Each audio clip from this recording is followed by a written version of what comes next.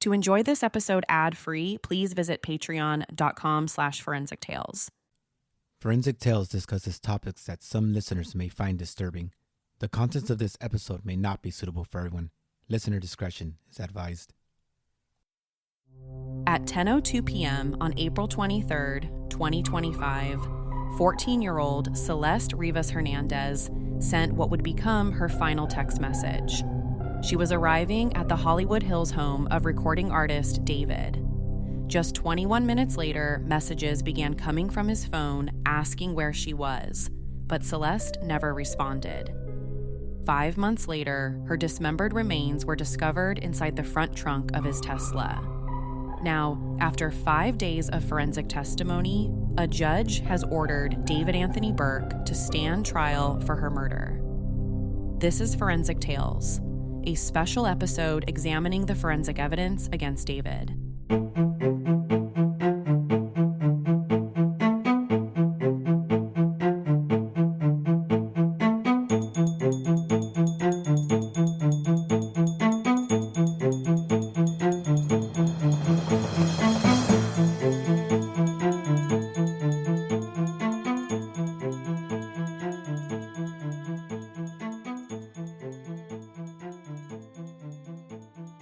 Welcome to Forensic Tales. I'm your host, Courtney Fretwell. Forensic Tales is a weekly true crime podcast with a forensic twist. Each episode features real stories highlighting how forensic science was used to uncover the truth. If you enjoy deep dives into real cases and the science behind them, make sure you're subscribed so you never miss an episode. And if you want even more content, including monthly full-length bonus episodes and early ad-free access to over 300 episodes, you can join our community over on Patreon. The support there truly helps keep the show going. To learn more, visit patreon.com/forensictales. And one small favor that makes a huge difference for the show. If you're enjoying Forensic Tales, please consider leaving a positive review on Apple Podcasts or Spotify. It really helps other listeners discover the podcast. Before we begin, this episode discusses the death and alleged abuse of a minor. Some graphic details have been omitted. David Anthony Burke has pleaded not guilty and is presumed innocent unless proven guilty in a court of law. Please listen with care. In 2025, Celeste Rivas Hernandez from Lake Elsinore, California, was just a 14-year-old girl with her entire life ahead of her. She first connected with David Anthony Burke, known by many as the recording artist David, online in January 2022, when she was just 11 years old. And according to prosecutors, they were in a relationship beginning in the fall of 2023 when she was 13, and he was 18. Celeste was first reported missing by her parents at least 3 times during the early part of April 2024.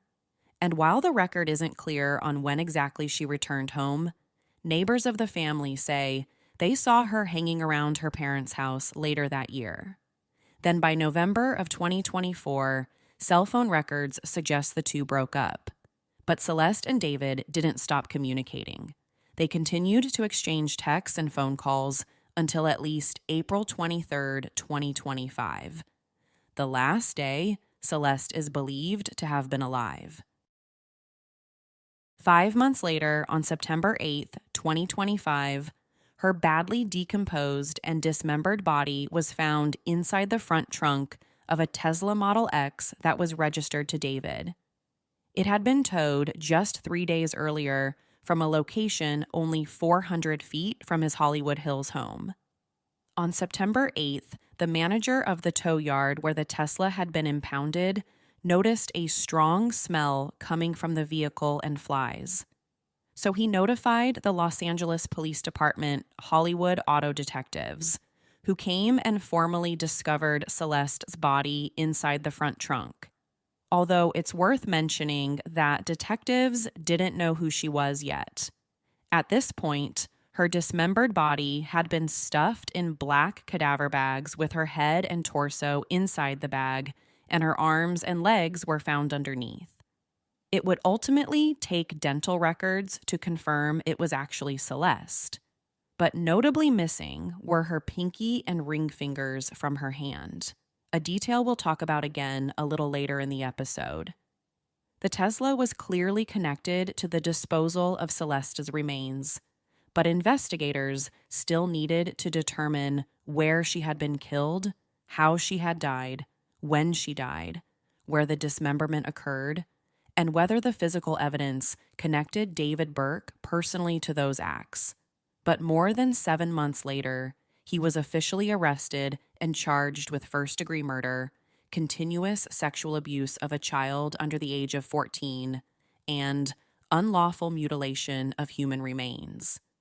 He also faced several special circumstance allegations, including that he killed Celeste because she was a potential witness in an investigation into alleged sexual abuse, that he killed her to protect his music career, and that he was lying in wait when she arrived at his home.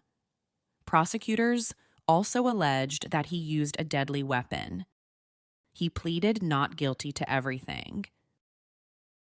Fast forward to July 2026, David Burke's preliminary hearing. Over the course of 5 long days, the judge heard from 12 prosecution witnesses. The goal at this stage wasn't to determine whether David was guilty of murder or not. The judge's role was to determine whether there was probable cause to believe David committed the crimes, not whether prosecutors had already proved his guilt beyond a reasonable doubt, which is a much higher standard. And during the hearing, the defense had the opportunity to cross-examine any witness they wished without giving away their entire defense strategy they may use at a later trial. But before we get into the gritty details of the forensic evidence, I want to say this. Everything discussed in this episode is evidence or testimony presented before trial. David has pleaded not guilty, and his attorneys maintain that he didn't kill Celeste. With that being said, let's take a deep dive into the forensics.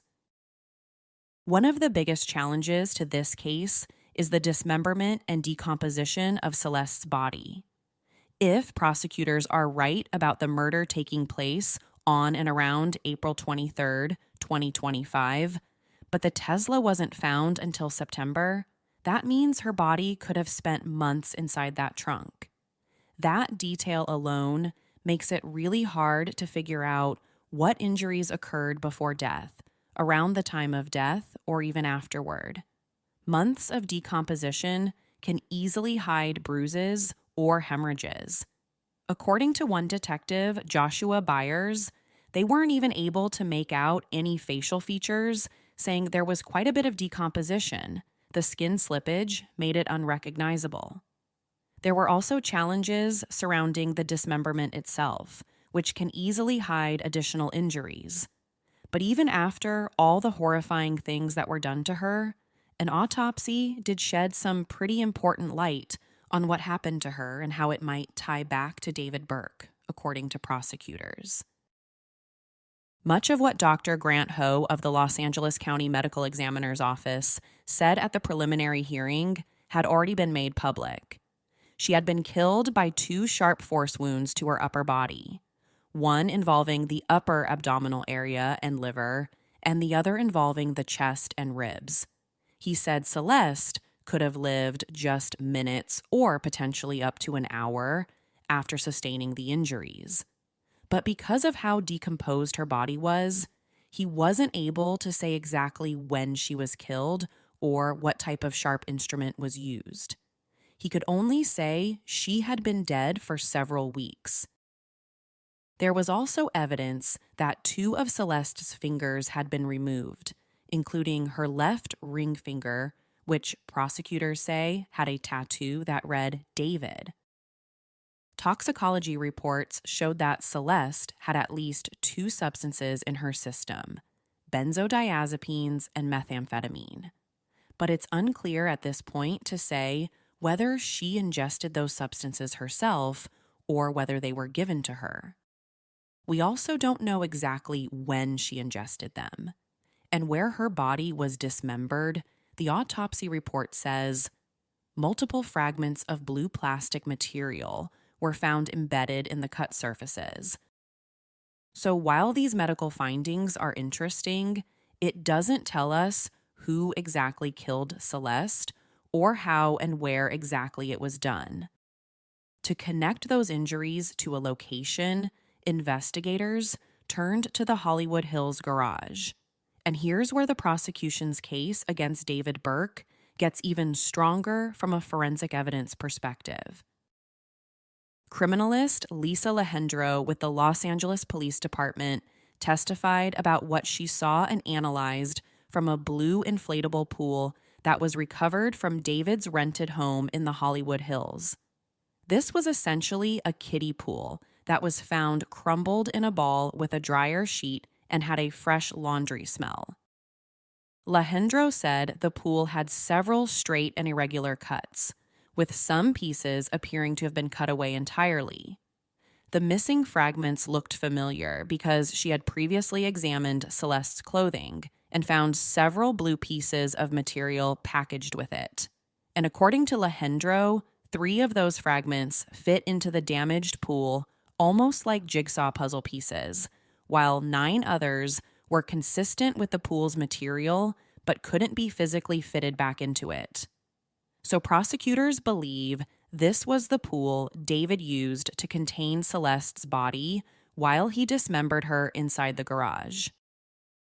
The matching fragments didn't prove exactly what happened there, but they appeared to physically connect Celeste's remains to the damaged pool found inside his home. But the kiddie pool wasn't the only forensic evidence connecting Celeste to David's garage.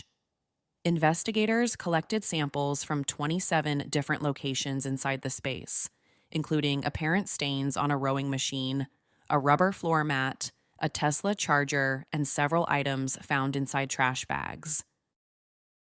Criminalist Samantha Tosh compared those samples to a known profile developed from Celeste's toenail. And according to Tosh, genetic material recovered from red stains on both the rowing machine and the Tesla charger was 1 septillion times more likely to have come from Celeste than from an unknown, unrelated person. That's a 1 followed by 24 zeros. They also discovered wipes with brown stains inside a trash bag. Those stains produced a profile consistent with Celeste, but not David. On the outside of another trash bag, however, they found a mixture containing profiles from 4 people, and David couldn't be excluded as one of those contributors. Then there were the black rubber mats that were also found inside the garage. They also showed linear cuts and damage from red staining, according to criminologist Lauren Wallace. Prosecutors said that the possible presence of blood on the brick flooring underneath the mats suggested that blood could have leaked out and soaked through them. Folded tarps in the garage were also stained and tested positive for the possible presence of blood. But not all of the suspected blood evidence was visible to the naked eye. According to the prosecution's experts, some of it only appeared after crime scene technicians applied a chemical to sections of the garage floor. And when the courtroom was shown a photograph of nearly the entire area glowing blue, audible gasps could be heard from the gallery. In other words, the evidence strongly supported that Celeste's biological material was present on multiple objects inside the garage. But that doesn't exactly paint a complete picture.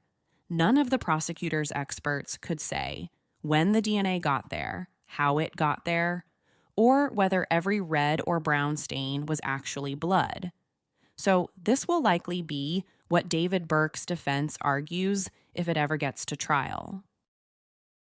Prosecutors say David purchased a total of 3 chainsaws in the days after Celeste's death. 2 were purchased on May 1st, and a third was purchased a few days later on the 4th. 2 were recovered from the garage, but the third one, which was a blue 10-inch Makita chainsaw, was never found. And the 2 inside the garage both tested negative for blood with one still having the protective blade over it. So the theory becomes David used that missing chainsaw to dismember Celeste's body in the kiddie pool. But since it's never been found, this is also something his defense will likely argue that can't be proven beyond a reasonable doubt. Right now, that's just a theory. Probably one of the strangest things found inside his garage was jugs and trays of fake blood. And if you've seen any of David's music videos, you might know he is sometimes seen wearing shirts stained with fake blood. But this was something David's defense attorneys were able to use in their favor. They said that crime scene techs hadn't fully verified whether every tested sample collected from the garage was real biological matter or part of the fake supply. And when it came to the blue chemical that was sprayed for blood, the defense focused their cross-examination on undermining the reliability of that chemical testing and the handling of the scene. They pressed the criminalists over every specific step of the evidence collection process, aggressively questioning who had worn gloves or failed to wear gloves while going through both the Tesla and the garage. And about the profile extracted from the spots highlighted by the chemical, they said that genetic material could have been left there a long time ago through secondary transfer rather than direct bloodshed from a murder.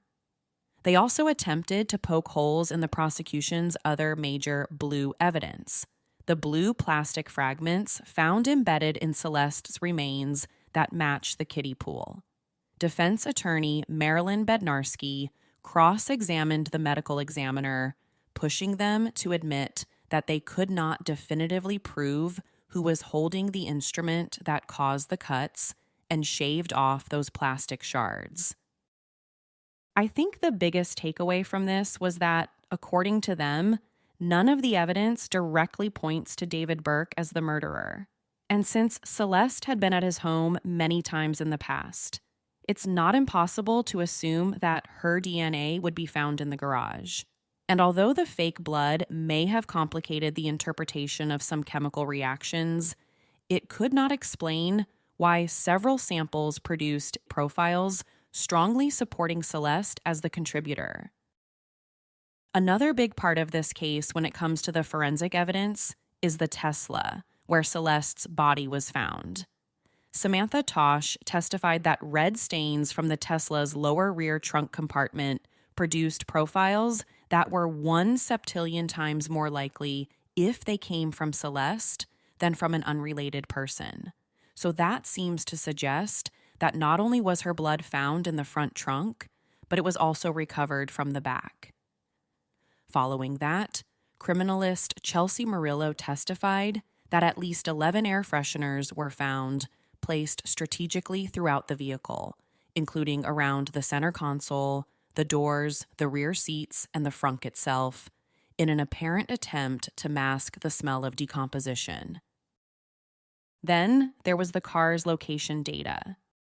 A Los Angeles Police Department cellular expert working alongside the FBI testified that cell tower logs and location data from David Burke's phone and car showed simultaneous trips from his Hollywood Hills home to a Santa Barbara highway site where Celeste's passport card was later found in tall grass. According to the prosecution, those trips occurred on 3 separate occasions, including hours after the alleged murder. So taken together, prosecutors argued that the air fresheners and location data showed David trying to conceal Celeste's remains inside the Tesla while also using the vehicle to dispose of evidence connected to her death. But while the prosecution presented all of this as evidence of an elaborate cover-up, David's attorneys argued that the forensic case wasn't nearly as conclusive as it appeared. Defense attorney Blair Burke aggressively cross-examined the criminalists about how they handled the car, just as she had with the garage evidence. She questioned who had accessed the vehicle without gloves, why the outside of the car wasn't swabbed for blood, and why portions of the rear trunk were never chemically tested. The defense also argued that some of the reddish stains produced only presumptive positive results, meaning additional testing was needed to conclusively identify them as blood. The defense raised similar concerns about Celeste's passport card. A Caltrans worker had picked it up with his bare hands before law enforcement arrived, potentially contaminating any fingerprint or forensic evidence.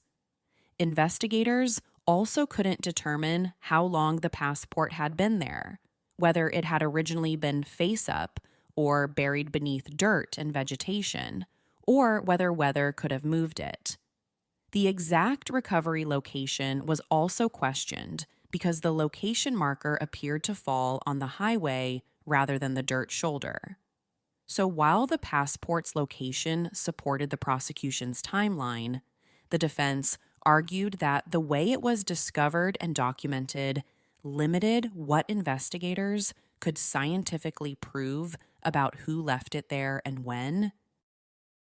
Let's now discuss David and Celeste's cell phones, because that's another key piece of forensic evidence in this case. Prosecutors said the two exchanged their first messages online when she was just 11 years old, and they met for the first time in person in November 2023 when Celeste was 12. And during the preliminary hearing, Los Angeles Police Department Detective Corey Farrell testified about thousands of messages the two exchanged over the course of their relationship. They were definitely powerful pieces of the prosecution's case to prove that an inappropriate relationship was happening between them. Then, there was the message exchanged right before prosecutors allege the murder happened. On April 22, 2025, the night before they say Celeste was killed, she sent him several text messages where she confronted him about seeing another woman.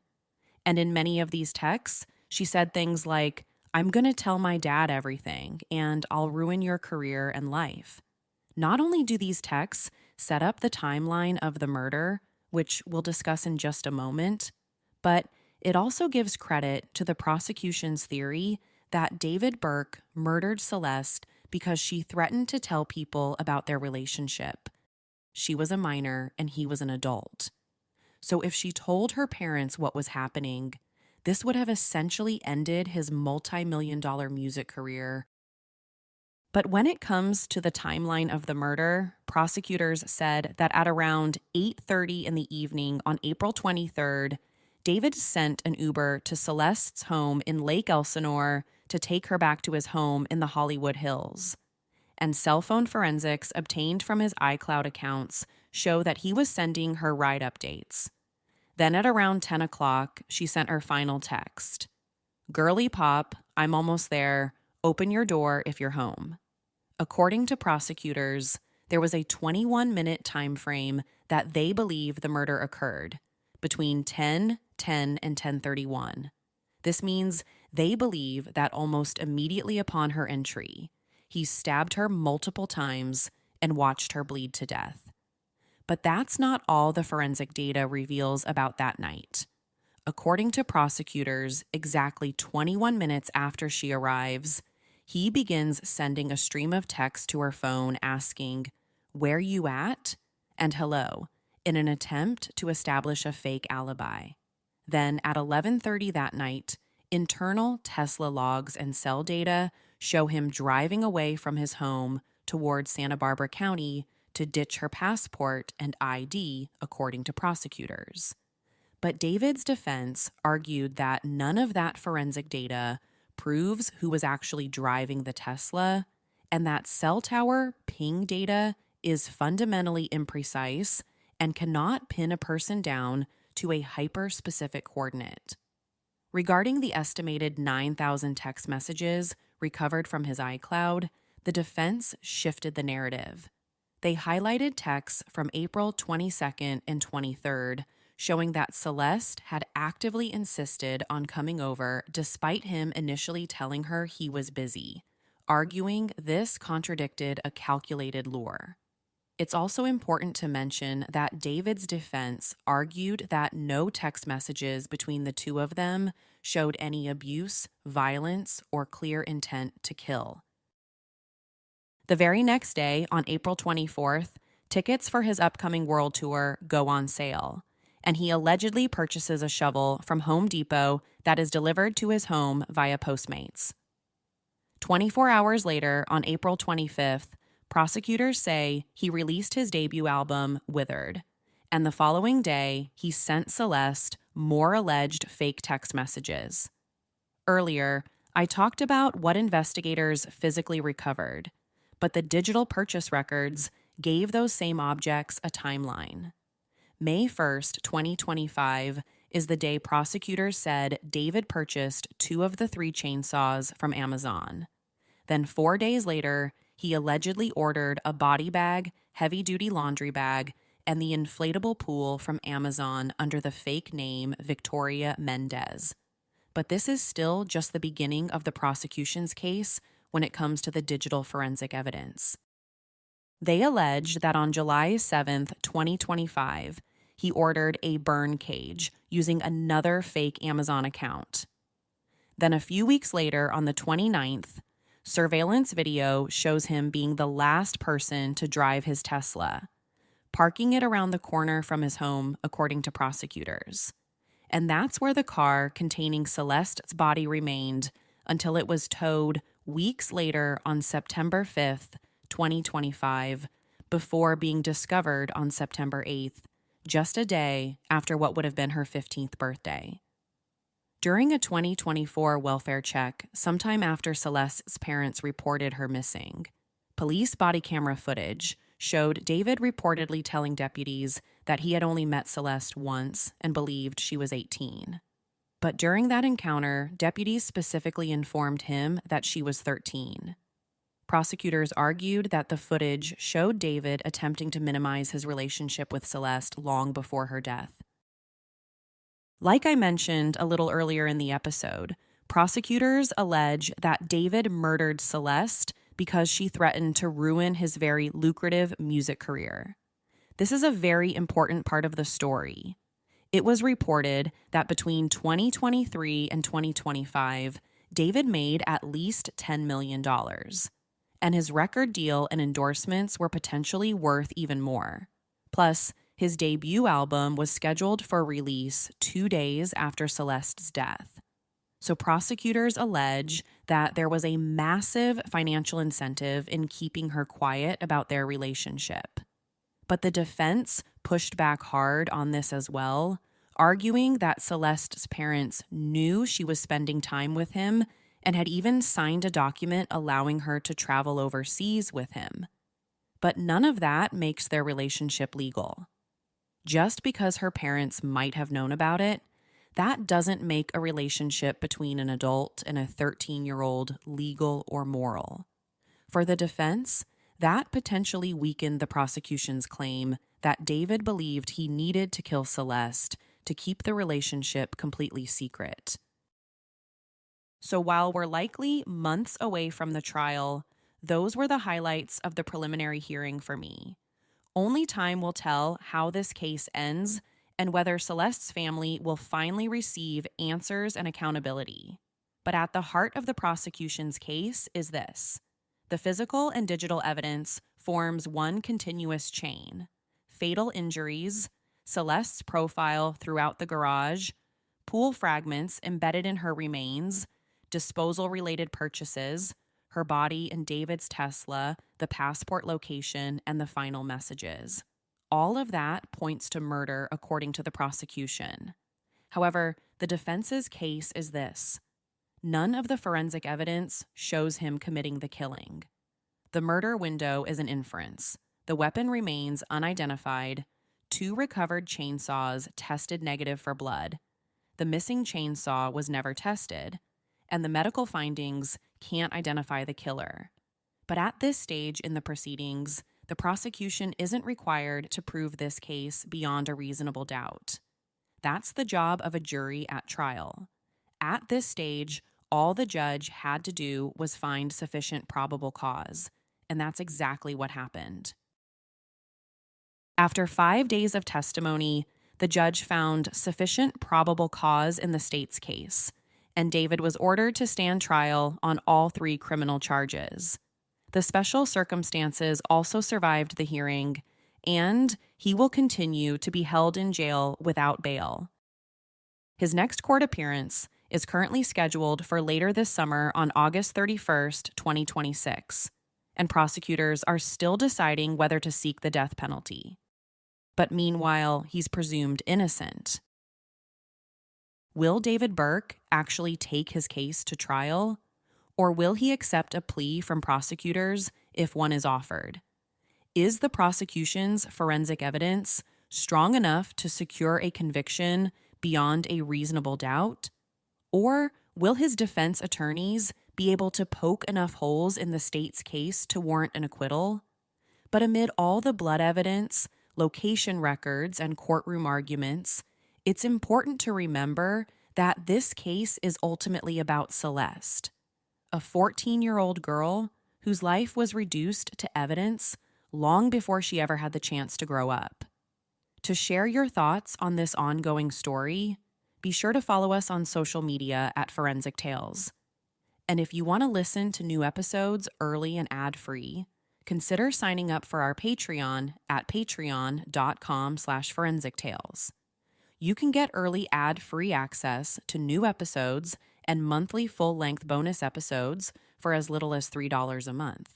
Your support on Patreon directly helps to fund the show's production, research, and editing costs. And as an independent, one-woman podcast, your support truly helps to keep this show going.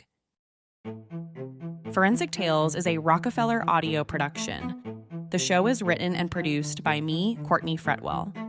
If you'd like to support the show and help fund research, production, and editing, you can do so with a small monthly contribution on Patreon. Patreon supporters get early access to ad-free episodes and exclusive bonus content. You can learn more at patreon.com/forensictales.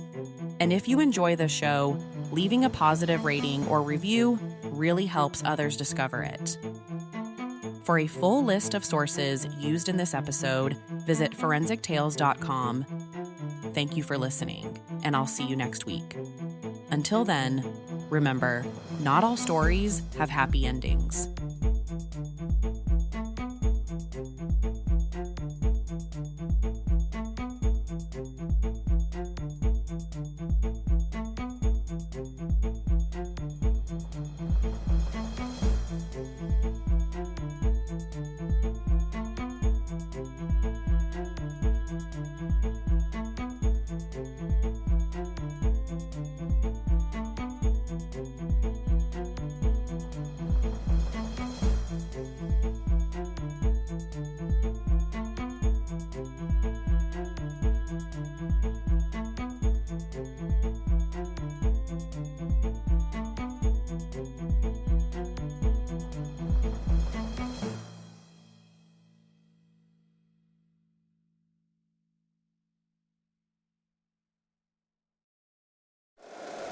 If you like the show, please take a moment to rate, review, and subscribe. It really does help the show to grow. Thank you for listening.